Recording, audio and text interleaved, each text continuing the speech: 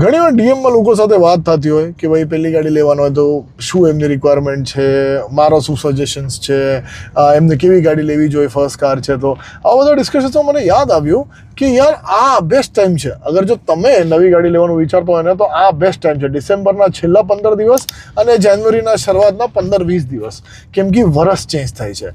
સો હવે જે શોરૂમ હોય, જે કંપની હોય, એ લોકોને ટાર્ગેટ શું હોય કે ભાઈ આ વર્ષની ગાડી આ વર્ષમાં વેચી નાખો, નહીતર ગાડી એક વર્ષ જૂની થઈ જશે. સો હવે એક્ઝામ્પલ, તમે અગર કસ્ટમર છો અને તમે 1 જાન્યુઆરી યા 15 જાન્યુઆરી ગાડી લેવા ગયા તો તમને તો એવું જ હશે ને કે ભાઈ મને તો 2026 જ ગાડી જોઈએ છે, હું શું કામ લાસ્ટ યર મેકની ગાડી ખરીદું. સો મેક્સિમમ કસ્ટમર્સને આ જ જોતું હોય છે.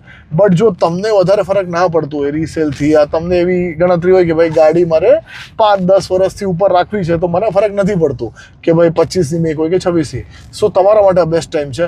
તમે જઈ શકો 15-20 જાન્યુઆરીને અને કહી શકો કે કામ કરો, મને ડિસેમ્બર મેકની ગાડી, નવેમ્બર મેકની ગાડી આપી દો, અને એ ગાડી ઉપર તમે મેક્સિમમ ડિસ્કાઉન્ટ લઈ શકશો. સો આ તમારા માટે તક છે જો અગર તમે પહેલી ગાડી યા નવી ગાડી લેવાનું પ્લાન કરો છો તો.